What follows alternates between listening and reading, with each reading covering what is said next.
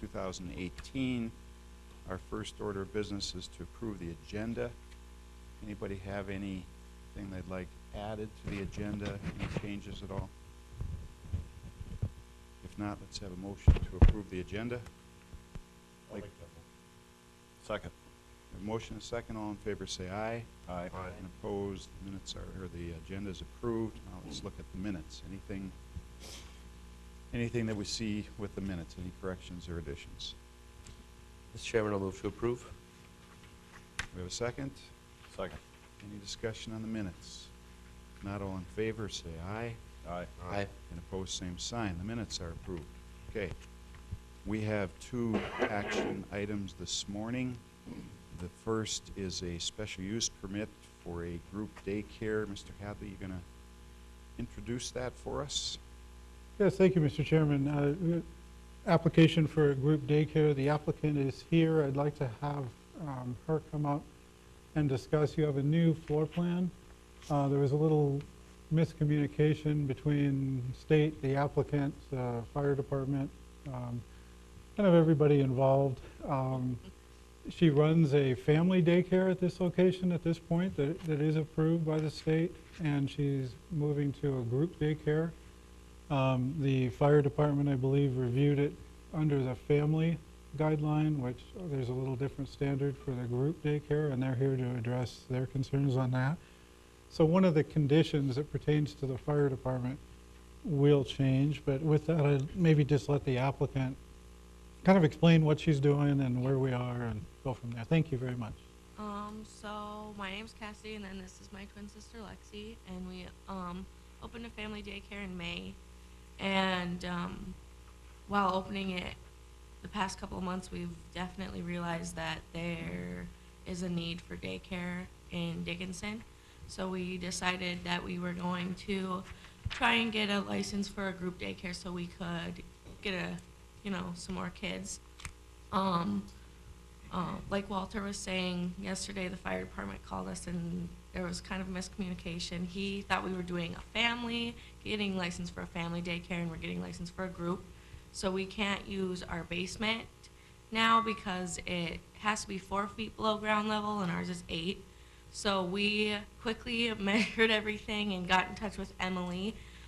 We have to have 35 square feet per child. So if we were to get licensed for 12, we would have to have 420 playable area. So we measured everything, and the floor map on, I think your guys' is probably different. We aren't using the basement obviously anymore. The upstairs, there's a bedroom that was not in use. We will use that now as a second playroom. And then we have an open floor plan at our house, so the dining room and living room are kind of all open. So we will use all of that for play use as well. And I sent all our measurements and everything to Emily, and she sent an email saying that it was approved, as long as we didn't have a lot of furniture, which we don't have a lot of furniture anyways, so. I think, our backyard isn't quite so big, but I haven't measured that yet, but there's a park down the street, and we are extending the fence around the house in the spring. So I think that's everything from me.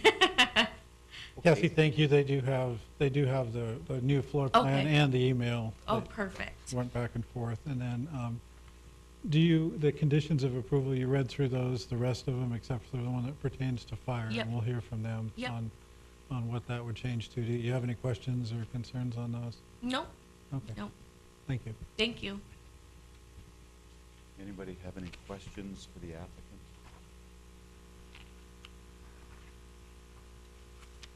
I would ask one question. It appears that you've got the adequate room on the first floor.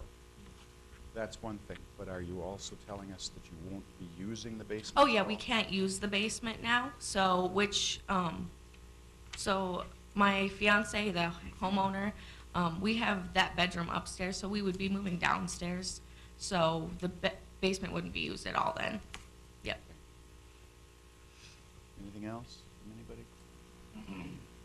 Thank Thank you. And Mr. Hadley, staff is okay.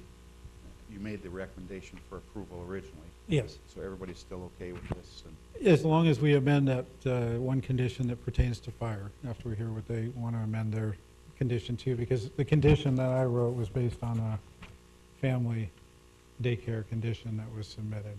Okay. Anybody else have anything? Mr. Selly? Just want to make mention of what they're going to have to do for a group daycare. The standards are different than a family. They're going to have to do a new inspection to make sure that it meets all standards. There's going to be some things they have to change. Just right away, I can't remember the house exactly and actually what all the devices that are in there, but they're going to need interconnected smoke alarms throughout the home. They're going to need emergency lighting.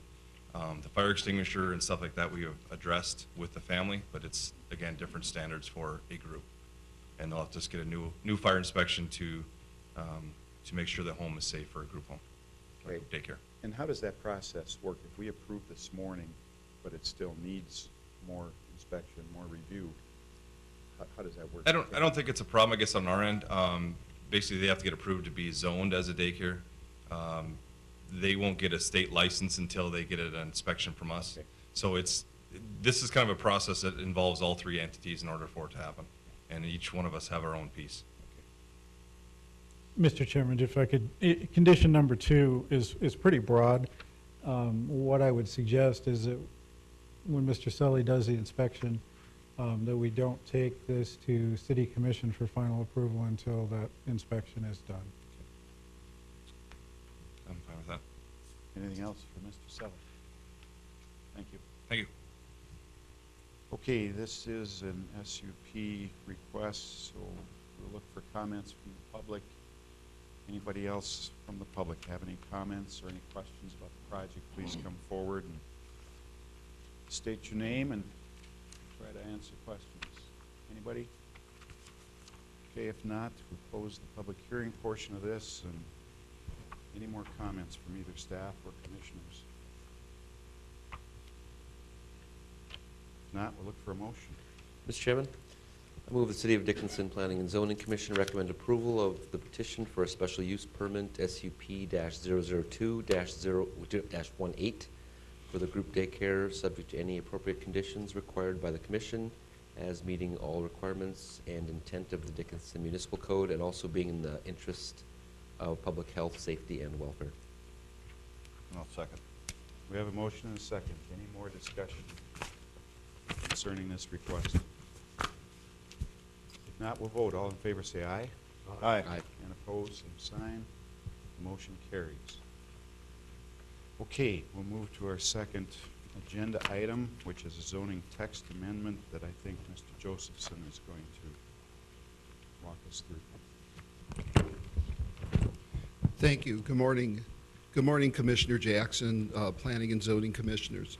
This is Steve Josephson.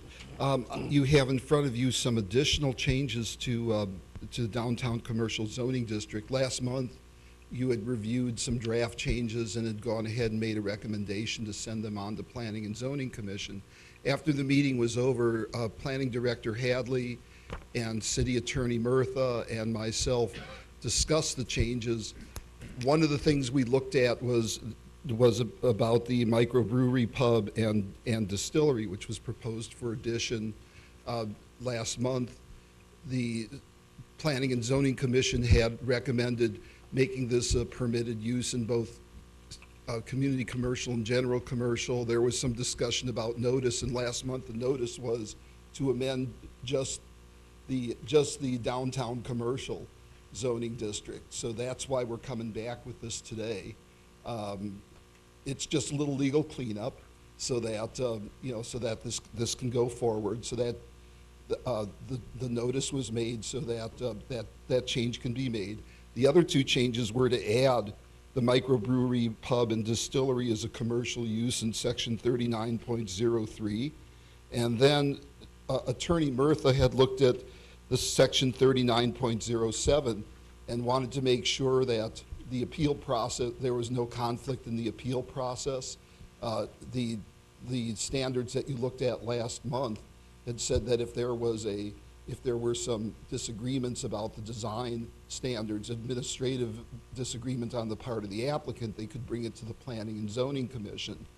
And Attorney Murtha just wanted to go ahead and clarify that by adding some additional language that made that clear.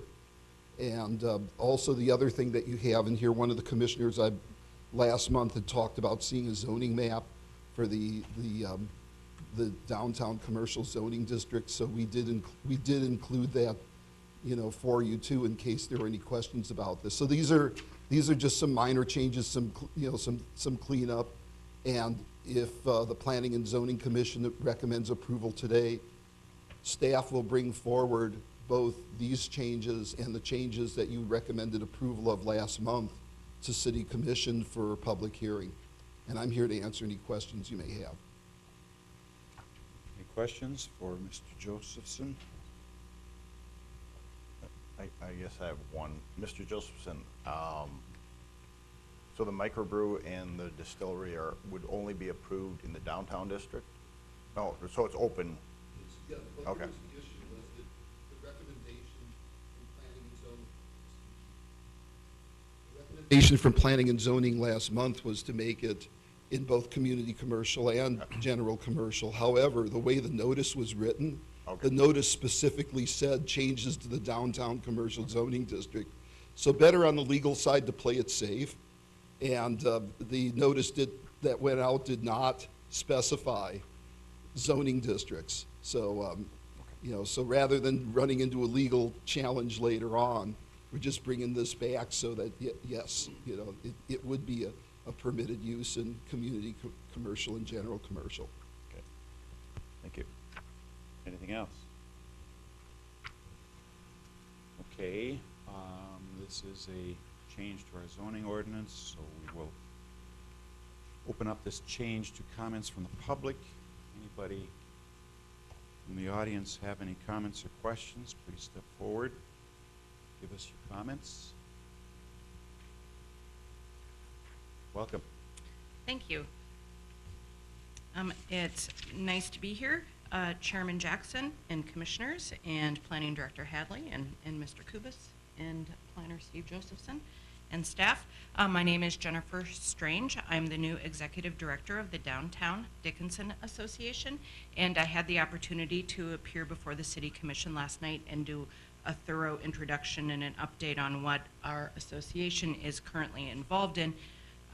Chairman Jackson, if you'd like me to repeat that, I'd be happy to after this. But just right now, we wanted to share from our Downtown Dickinson Association board that Mr. Josephson and Mr. Hadley have shared some of these details about these amendments that are being discussed. And our mission at DDA is to create a vibrant downtown through effective development.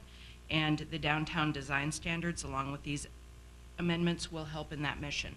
So I was just invited to come by my board today and share that the DDA does support the proposed amendments to the downtown design standards and the continued study and implementation of the downtown design standards.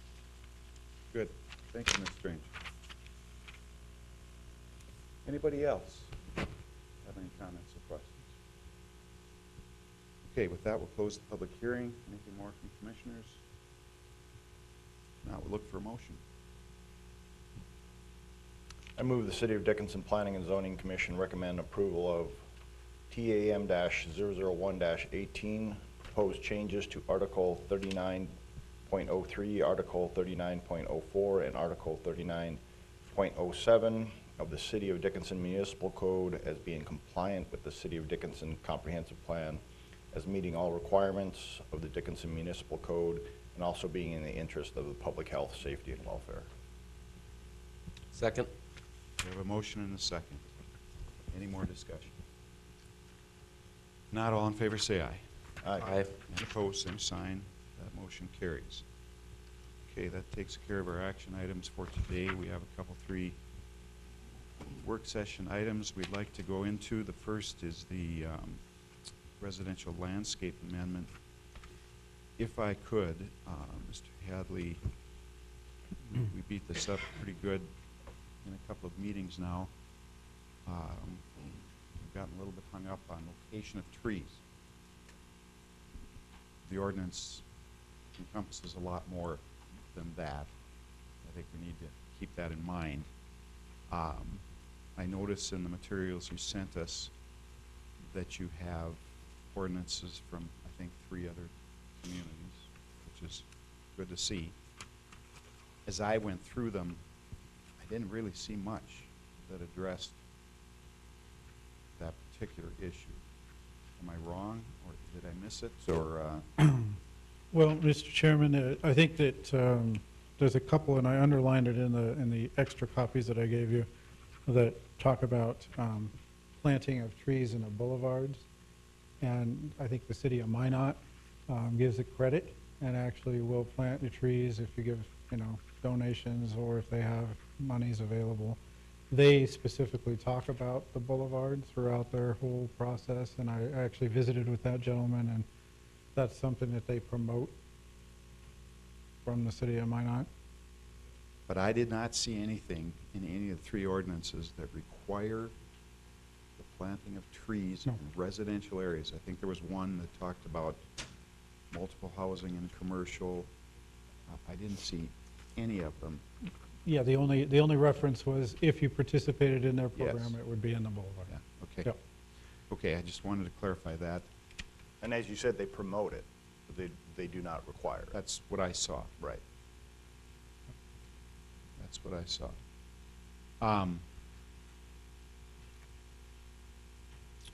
Okay, so is it our intent to, no, it is not our intent to approve this today. It's not a public hearing, no, it's Yeah. this document that you have in front of you is the red line version, cleaned up version with all of these staff being involved. There's a concurrence, I believe I can speak for everybody on that, a concurrence on what you have in front of you based on the consensus that we received last month. So I see you made a change with the corrective CO. Am I using the right term? Yep. Correction notice.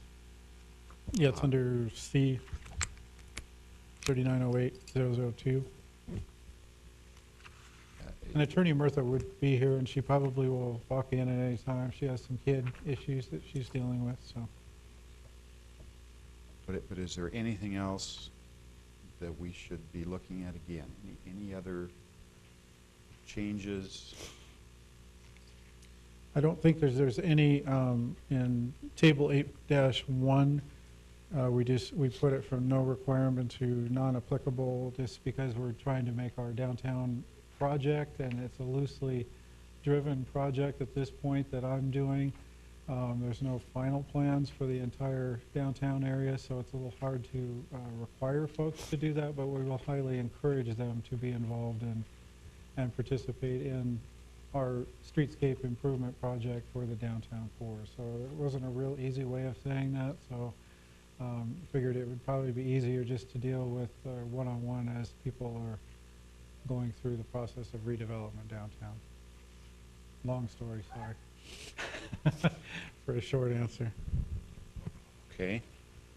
I don't know if anyone else that was involved with it. I know the building department representative, I don't know, Craig, if there's anything else you want to add to it. I don't think there were any other major issues that we visited with as a group. And then from your consensus last time, are there any big changes? There's no changes. I think we reflected what the discussion was here this time, and a little. Is it your intent to bring it to the next meeting? It would be, yes. Public hearing? We'd like to get this done and over with just as much as you would. So we will have another session to discuss. No. And I guess I'm reading this, we're still requiring a tree in the front yard. That's the way I read it. And I realize. I'll just tell you right now, I'm not gonna support it, so but we've talked at this. You know, I think, and maybe get a little bit philosophical here, but so often we come to this kind of a discussion, or any discussion, and it seems like we pass over the big picture. discussion of what we want for a city and how far do we go with, you know, this board never makes a decision that we're not telling people what to do. That's what this board is. No matter what decision we make, we're telling people what they can and can't do. So the question only is how far do we want to go? Well, you know, and I think we've talked this over, you know, we beat it into the ground, but I don't think there's anybody here that does not want people to plant trees. It's just, like I said, my idea is encourage people to plant trees, but I don't want to tell people where to plant trees, you know, so. But And just to clarify, Mr. Chairman and Commissioner, you know, the reason it says what it says is there was a consensus that is what the board wanted, and I believe that's still the consensus. If it's not, please tell us, Yeah. and we'll change it and go from there. the only thing that I'll caution is I sit on this and the city commission. And I can tell you right now from just listening to the discussions, once it reaches city commission level, I don't think it gets passed, just because of prior comments. So what are you telling us? I'm just saying. I did ask your fellow city commissioner if he had any comments on this a couple times when he told me he wasn't going to be at this meeting. I haven't received any. That doesn't mean he doesn't have any. Ms. Dukart, I also asked her yesterday when I found out she wasn't going to be at the meeting. I haven't heard any comments from her. I didn't know Mr. Karski wasn't going to be here, so otherwise I would have asked him as well. As staff, sometimes it's a little tough to determine what the consensus is at this level. And then I understand what you're saying, and I guess there'll be a discussion at the city commission. We've just had the discussion as a city commission when during public comment, when a citizen came up, and the comments from the commissioners that night were to the point of they agreed with the citizen that you should be allowed to plant trees where you want to plant trees, as long as there's a certain amount, so. Okay, So I'm just, you know, do we need to discuss it anymore today? All right. Let's move to the second item. We don't have Ms. Murtha yet, so Mr. Hadley. Yes, I have, I'm going to pass out to you here some information on just medical marijuana at the city commission meeting on March 20th. There will be representation from the state folks that help craft and are finalizing the state medical marijuana standards, and we're trying to coincide our adoption, review, and finalization of City of Dickinson's medical marijuana ordinance sometime in that close proximity to that meeting or after. So they will be giving a presentation. You are welcome. Obviously, the commissioners that are on the city commission will be there. Please come if you'd like. There will be a presentation by them just explaining the standards, explaining and answering any questions from the city commission at that. It's an open opportunity. I was going to invite the Downtown Association at their next meeting, so obviously you got that message, and they were interested in coming, so we're going to try to get the word out to the community, those that are involved with it or would like to be involved with it, that they could attend that meeting. And then they could also provide some input in our process when we go to establish our ordinance. March 20th. And I don't have the meeting will start at 4:30, but I don't know exactly when that will be on the agenda. So there's just some copies of other areas, ordinances, just to kind of give you an idea of what other people are thinking. And we still are looking, Attorney Murtha and I are looking at different areas, pulling up different areas as we can, and looking at what people have done in, say, Washington, California, Colorado, some of those things that we can learn from some of their mistakes and learn from some of their successes. as we, I think that everyone realizes that we probably will have a vote to legalize it at some point in time. So we're looking at the broad spectrum of not only medical, but how that's going to fit into our system. Our dialogue will be, at this board, will be where the applicable areas for the dispensaries and grow operations would be within the city of Dickinson. And what is the time frame again for moving this through? Well, we're going to wait to see, because I don't believe that all the i's are dotted and t's crossed at the state level. We're going to hear more of that on the March 20th, I believe, and Attorney Murtha knows more about that because she actually used to work with them. So, and right after that, we will start our process of adoption and identification. Mr. Hadley, my understanding, there will only be 2 grow facilities within the state. That's correct. So when you say you're anticipating or trying to find an area for a grow facility, we're just being proactive. We're not We're being- actually anticipating the possibility of a grow facility in Dickinson. We- We know we're going to have a distribution point. Correct. And, Right. and I fielded a couple calls from people who want to have a grow Okay. operation in the Dickinson area. But Well, that For a number of process, months, that which- process there is, there's only 2 in the Yeah. state, so. I guess when you're looking at, other states and other cities' practices, the few states that I've been in where it's legalized, it seems sometimes that these facilities are kind of a push to the edge. And they're generally not always in the nicest areas. mhm. And I think that tends to lend itself to the place is not looking that great.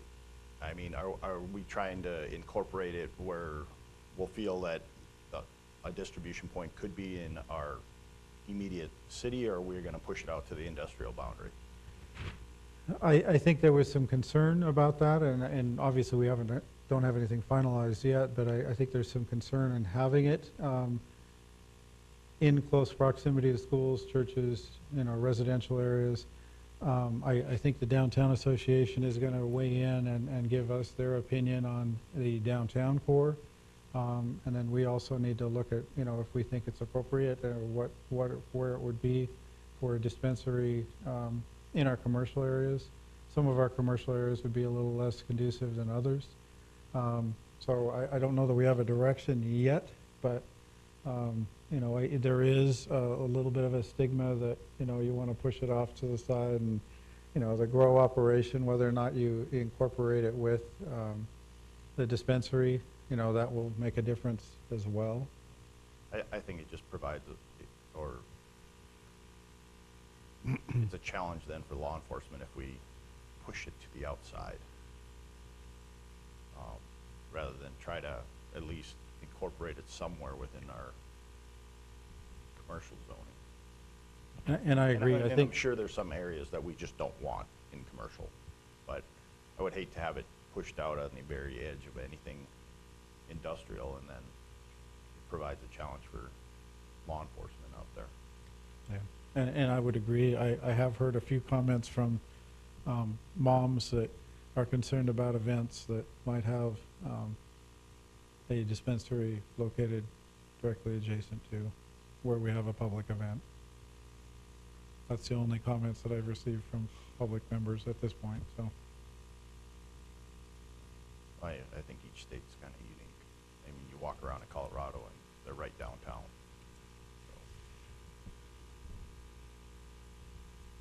I haven't been following this issue real closely, but the feeling I get is that it's going to be a highly regulated,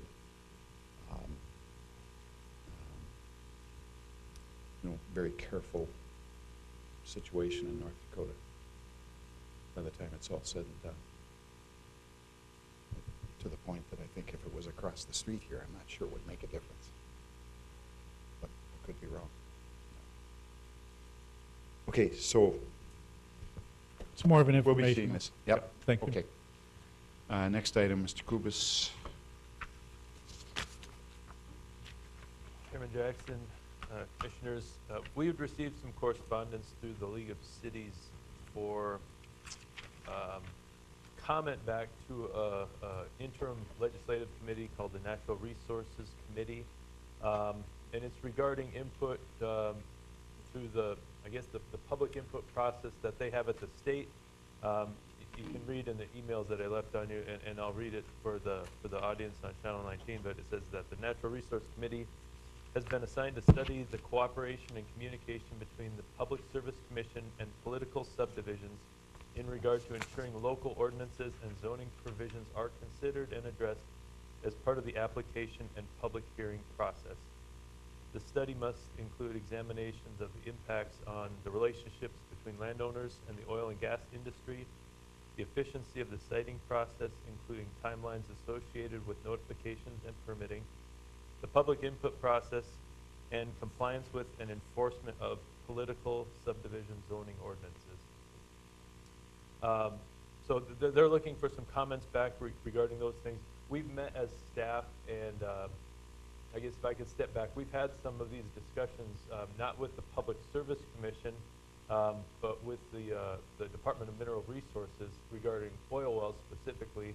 And it was a fairly short conversation left that, you know, the state does oil well siting, and that's where it's going to lie. Seems like they're softening a little bit. I don't know why they specifically mentioned the Public Service Commission, because maybe they're more concerned about pipelines and some of the issues associated with DAPL in the past, because to my knowledge, the Public Service Commission doesn't or isn't involved in the siting of oil wells specifically. That's the Department of Mineral Resources. But regardless, we did meet as staff to talk about this, and we did feel that, you know, communication between the state, which they do have an application pending in our county, or in Dickinson it would most likely be our ETZ, that sometimes we just don't hear about those things. So communication with the city, either with planning and zoning, city commission, city staff, would be great.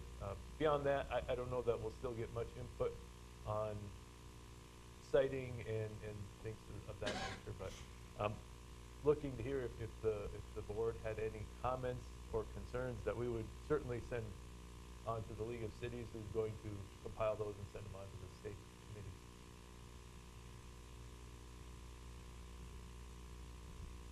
Comments from Mr. Kubus?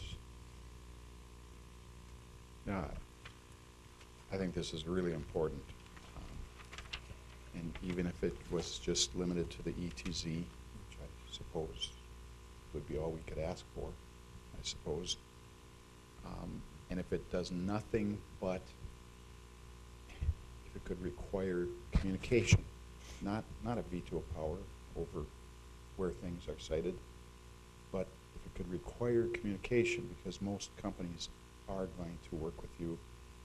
We've had some examples in the past of a pipeline being moved a couple hundred feet to accommodate future growth, and that's all we're asking for. It's just some coordination and cooperation, and if it would just foster that. As an aside, we've slightly revised. So we do have an application and permit process for oil wells, and typically those are in the ETZ just because they can't meet the state regulations for siting normally if they're inside city limits. And one of our items that was required on the checklist was that you had your approved state permit, because this, I think, stemmed from, you know, the 1980s oil boom where there was a lot of wildcatting going on, and we would get presumably a lot of permit applications to drill wells, and some of them, you know, they would just drill wells wherever. Now we've asked for them to come to us before they have the state application, because once they have that state application, it really does override any request that the city might make. So we felt we had a better chance of getting some give and take before the state permit was applied. And there is some rumblings of more wells being drilled in our ETZ. I've heard that out on the street. So I think now's an opportune time to give some comments back and talk to the state. It would be great to know, like I said, on the communication side. It would be nice if we could require some buffering things like that, you know, things that aren't terribly expensive, but I would think appropriate in an urban setting, I would think. Does Williston have the wells in the city limits that we do? Yes. I think they Yes. do, and I, That's, I guess Mr. Kessel might have the exact number, but I know during the Energy Transmission Committee, Williston did say, how many wells did Williston have within the city limits?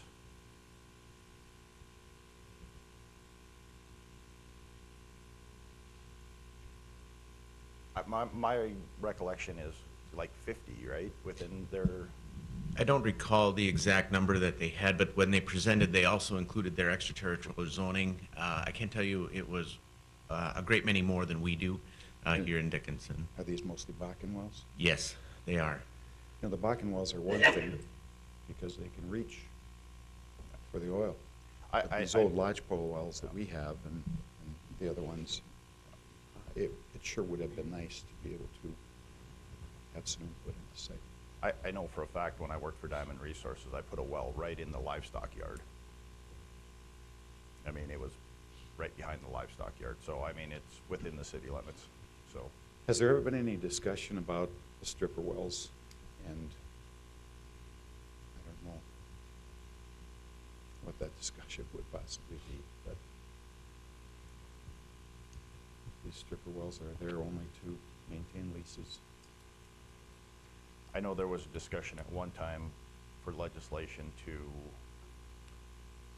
there's a minimum amount of oil they have to produce. And they wanted to bump that up to that, what you just spoke to, because a lot of the leases are being tied up long-term just on minimum production. So, because they can hold the lease. So I don't know if that was ever forwarded to. Yeah. It might gain some traction again in this. If there was a way to allow somebody to retain their lease rights without keeping a 2-barrel-a-day Right. well pumping, but bottom line is we should be engaged in this. I think this is if anything, it's a good step in that direction from the Sure. state side. You bet. Okay, anything else? Anything else from commissioners? Anything from the public concerning our planning and zoning meeting? If not, look for motion to adjourn. So moved. Have a second? Second. So we are adjourned, and we will open the meeting for the Urban Forestry Committee in Dickinson. And we have minutes for our last meeting, which was way in last June, huh? So we should have a motion to approve those minutes if there are no corrections or additions. Chairman Jackson, I'm just wondering if, I don't want to play attorney, but our committee's a bit bigger for the forestry committee. I don't know that we have a quorum anymore for the forestry committee. Oh, thank you.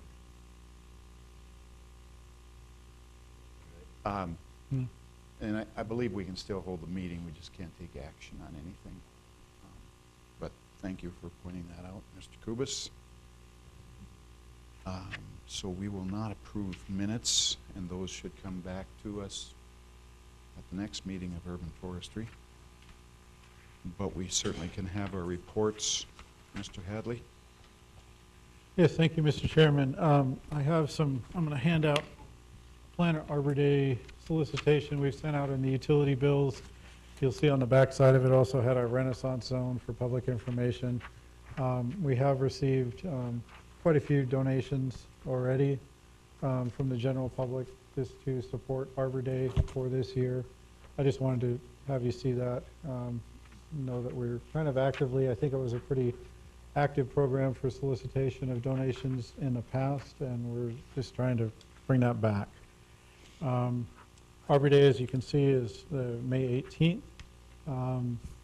It will be along First Street from Sims to First Avenue, somewhere in that area. Probably will be working with another group, like I did last year with the Girl Scouts. I'll probably do something with a group on that day. You're please welcome to attend if you can. Probably be around 12 noon on that day. As far as our Arbor Day City project, it will include replacing some trees along that First Street to First Avenue area where they either were located before or in appropriate places, and also incorporating decorative street lighting as part of our streetscape plan for the downtown core. Don't have a lot, don't have any exact locations yet. We're going to wait till it gets a little warmer to do some marking and coordination effort with the businesses and the folks down there. Typically try to go into each of the businesses and visit with them on locations of trees and how it works for their signage and access and whatnot. So we also have a schematic plan that for our streetscape downtown that incorporates benches, bike racks, art, some other things. So there is a little rhyme or reason to what we're doing, but we can, fortunately, we can move things a little bit here and there and still have it function well in the downtown core. Don't know if you have any questions on that. When I get closer to that, I'll have a little more detail on where exactly we're doing it. I just wanted to kind of let you know. We did do the proclamation, so that for the Arbor Day Foundation, the mayor did read that at the last, 2 meetings ago, I guess. So we can do the Tree City application once again. Mr. Zuroff's here. He's going to talk about the coordinated effort of hiring a forester and his plans later on in the meeting. Any questions on just Arbor Day? No, I guess I'd be curious. We have Ms. Strange with us. If you don't mind, to get a sense for, Mr. Hadley the last couple of years has been really emphasizing this activity downtown, trying to replace trees downtown. Do you have any sense for how the property owners downtown are seeing that? Is there good support? Is there any financial support coming? Maybe you can answer that, Mr. Hadley. Maybe you don't have that sense. Thanks for the invitation to contribute to this conversation. Chairman Jackson, I'm on day 15 of my position, so I will let you know that I have not had this conversation with any business owners specifically. However, I have had the opportunity to chat with several of our downtown merchants about the streetscape project and the general redevelopment and revitalization efforts with a specific focus on the Town Square project. So this is, of course, right along the Town Square location. And I also had the opportunity to attend last year's Arbor Day, over the noon hour, and I think that's the first time that Planning Director Hadley and I met. And I think that this, to change the topic just a touch, because I'm not able to answer your question specifically, Chairman, but I think that this would be a great opportunity for the Downtown Dickinson Association to work with the Urban Forestry Committee to focus on Arbor Day down in that area this year, and I would be happy to work with Mr. Hadley on some sort of, maybe a promotion, maybe we could do something in the Town Square area that would draw people down there. It could incorporate the group that you're looking to work with. Maybe DDA would be that group. I don't know. The Girl Scouts was a great match, and good for photo opportunities, needless to say. And I don't know. I don't mean to jump ahead, but No, if that's that okay. gives you any sense. We do know from attending the governor's Main Street, North Dakota Summit 2 weeks ago, week and a half ago, just a week ago. Oh my goodness. That taking care of the placement of trees regarding a merchant storefront is of the utmost importance. So I really appreciate hearing that Director Hadley is taking care to have that conversation with merchants and determine the exact placement of the trees. we learned that it's really important not to have the tree in front of the sign, to not have it obstruct any kind of awning or overhang, that sort of thing. And it sounds like we're well onto that type of strategic planning regarding the tree planting. Okay. Thank you. Thank you. Okay, Mr. Hadley, go ahead. All righty. The next item, community membership, group goals and expectations citywide. This is kind of just we need to have a dialogue with the Urban Forestry Commission, the City Commission, and from the Planning Commission as well. Director Zuroff is here. I'd like his input. Obviously, Mr. Kubis. We're all kind of involved in a direction, and Mr. Zuroff and I have been juggling different parts of urban forestry since I've been here, I guess. And he's done a great job at the removal and the replacement program that he's working on. I've done okay job with the money I've had available to start moving forward in the downtown. And I guess, from our standpoint, for me anyway, and I don't know if Mr. Zuroff or Mr. Kubis agree, but I would like to have a little more of a buy-off on this is really our direction, this is where we're going, we're excited about it. As Chairman Jackson, you mentioned to the downtown folks, I've received nothing but positive comments, but that doesn't mean there's no negative comments. I would like to see this be a city-wide program. I mean, Mr. Zuroff has his hands full without a forester in trying to do the removal program and replacement, but I see this program being citywide, where we start looking at areas where we maybe implement a program like Minot has, to where we have a fund available that we might give a homeowner a stipend or a credit to go get a tree and plant it themselves according to our standards. So I mean, we're just at the beginning stages of kind of reintroducing. We were a very active community in urban forestry for a number of years, and then it kind of went away. So with that, I'll kind of be quiet, and Mr. Zuroff can jump in, and Mr. Kubis. Chairman Jackson, Morning. good morning, and committee members. I guess I'd like to step back a little bit. I think one of the reasons maybe we're not looking whole citywide is our lack of having a forester on board. We've had a lot of discussions on trees, whether they go in boulevards or in downtown, but I think we need to step back and say that the forester looks at the whole city as far as the trees, the canopies, everything, not just downtown. And the forestry department too should also not just look at removing trees and replacing those removed trees, but all of the city right away, everywhere, and so I think without the forester in that position, I think that's why we're getting split off in these many directions, unfortunately. And we're hiring a forester, so if you have a forestry degree, please apply. Yeah. So I did my duty already this morning. So I guess, even the Arbor Day, it's been focused downtown. Walter's done great, but Arbor Day, it can, is for all parts of the city, and what we look at that. I just have a couple things I want to talk about this morning.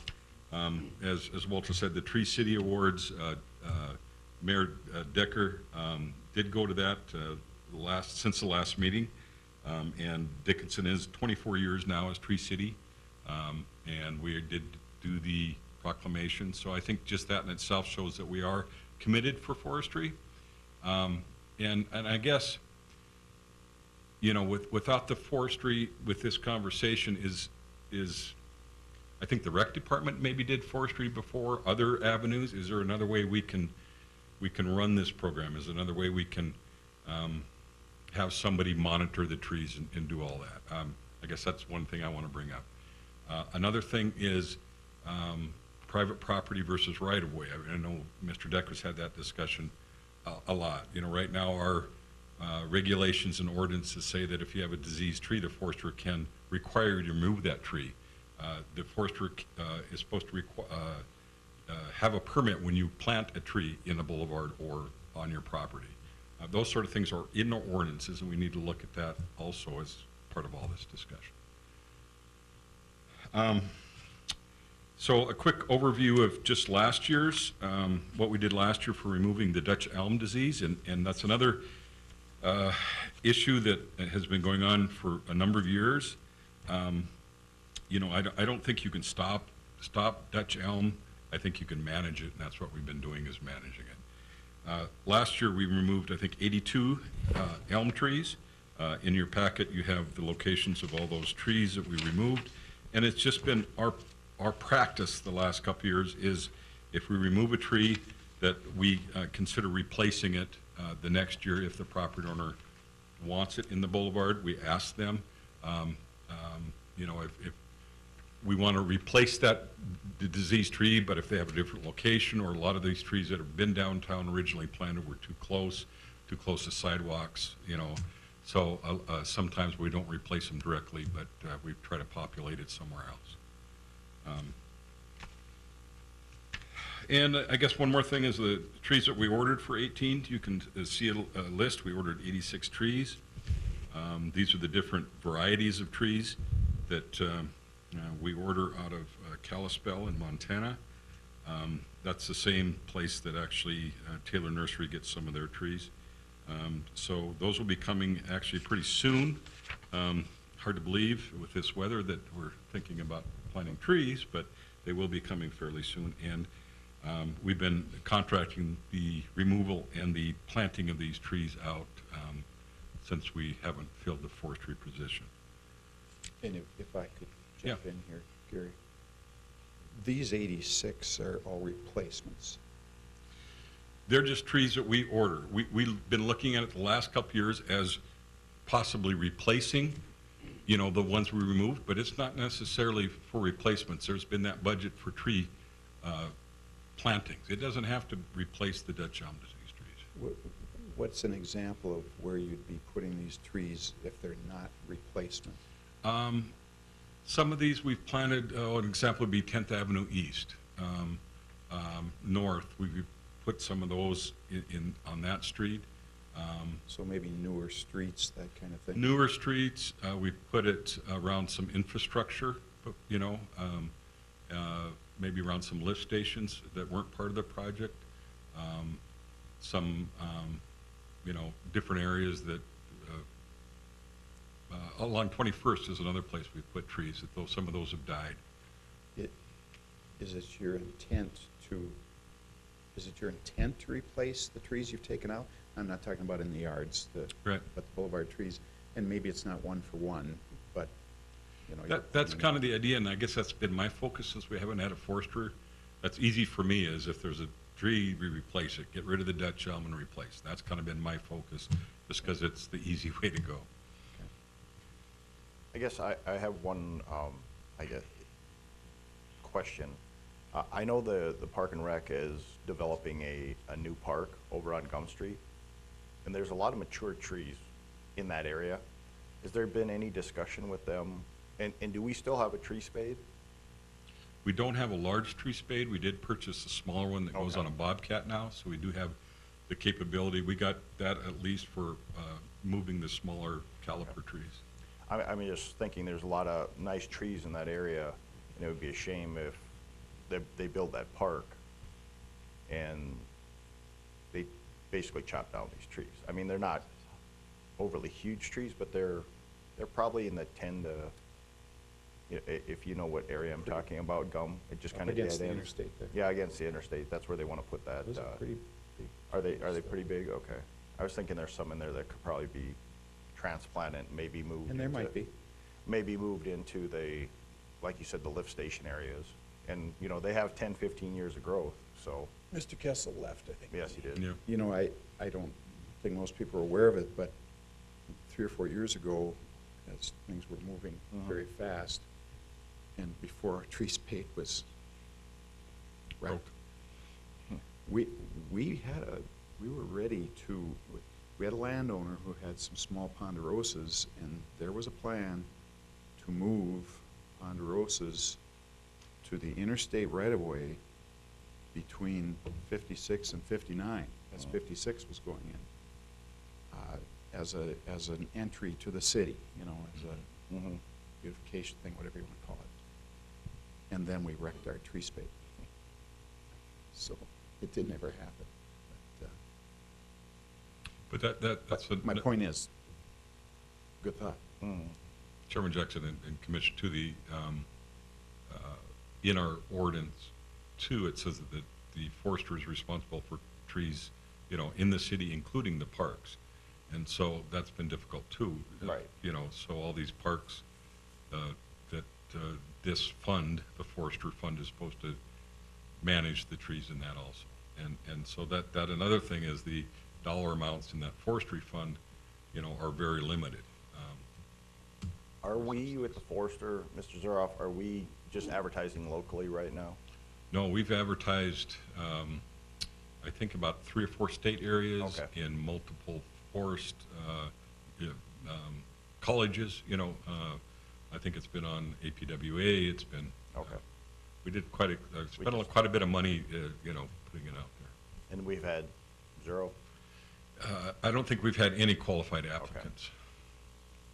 So, And have you looked at your feet? You know, in other words, current staff that might like a, you know, we have some buildings and sites people that are helping a lot with forestry. You know, one is helping diagnose the trees, but they're limited too in, you know, their abilities. You know, we thought about maybe just an arborist, you know, that is a little less qualified than a forester.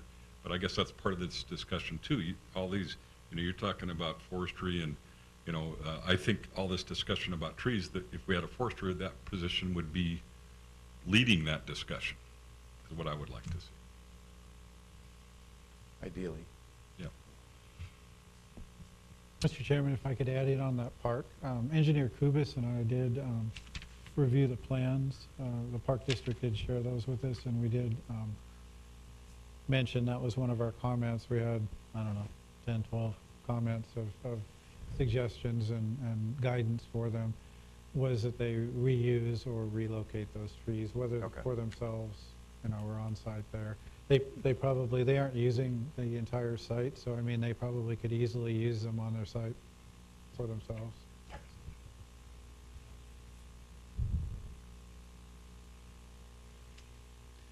Chairman What Jackson, I just gave Commissioner Decker the, about the Tree City, and he did attend. I don't think you can see him in the picture, but I'm standing out right yeah. there. I see you. He's right here. there's just one more thing I guess I'd like to talk about, unless you have any more questions, is if you recall, on 30th Avenue, the trees planted in the median were part of the North Dakota State University plantings. It's one of their studies, they plant trees, and I think it was 80 trees one year and 70 the next, and of different varieties, up to 20 varieties they planted in there to see how those trees are affected. I just got an email from Todd West, who is a professor of horticulture at NDSU, and he said they do have some monies left, so they're looking at having 48 trees to be planted per participant, and in 12 varieties instead of 20. So I just wanted to bring that up. I will probably say, sure, we can be involved in it again. And last year we just replaced those varieties that were in that median. So It'll be interesting to see with the weather we had last summer, how those trees on State Avenue will fare. You know, They and- were doing really, really well. And I think I would like to say thank you to the part-timers that watered the trees all summer long. I think we had over 320 water bags that we were planting, or that we had, and that they were watering. So I think that was the only way the last year, probably this year too, is to get those trees started doing that. Okay. Thank you. Mr. Chairman, I have one more comment on the coordination effort. As you know, we combined the Urban Forestry Committee and the Planning Commission basically, just to help facilitate, because there wasn't regular meetings. I mean, I attended the first couple of meetings with Director Zuroff and the forester that was previously here, and we were the only ones in the room. And, that was done to help facilitate so we could actually move forward on some of these things and at least have a concurrence and meet the requirements for the Tree City and whatnot. So I have heard that there's a couple of comments from some of the existing urban forestry board that we do not see in the audience, that they don't like the 7 in the morning meetings. So, I don't know, at some point in time, when we get a forester, when we have probably a little more stable environment, we might want to look if those folks want to meet in the afternoon or whatever, then we can go back to what you did. But, we definitely don't have to stay the way it is, but it was an idea of mine just to help facilitate moving us forward on some of this. So I just wanted to let you know that. Well, I think it was the right decision for now. And something changes in the future, so be it. Thank you, Mr. Zero. Thank you. Did you want to talk more about 2018 projects? We covered that, I guess. That's, yeah, Gary was talking about his projects. Really, mine's going to be First Street from Sims to First Avenue. So that's Anything where I'll else be. from commissioners? Chairman Okay. Chairman Jackson, if I could, just one comment on 2018 projects. I know we attempted to do this last year, and out of those trees, like Mr. Zuroff said, a lot of them went to replacements. We had leave-outs on the State Avenue Railroad Bridge project. I think I don't want that to fall off again this year because the leave-outs are still there. It just becomes kind of a maintenance headache instead of having a tree. Something's growing there and it's weeds. But this is around the Pizza Hut area, I guess the new pizza place. So there's probably areas for 20-plus trees, and maybe that's an area where we can utilize some of those NDSU pilot project trees. But there's significant areas to plant shrubs, trees, and it really is kind of another one of those entrance areas to the community. So Would be I good. think we'll try and Would be implement a good that area. Good idea. for plans. Yeah, that was a good point. Anything else? Look for a motion to adjourn. So moved. You have a second? That's what you're here. We are adjourned.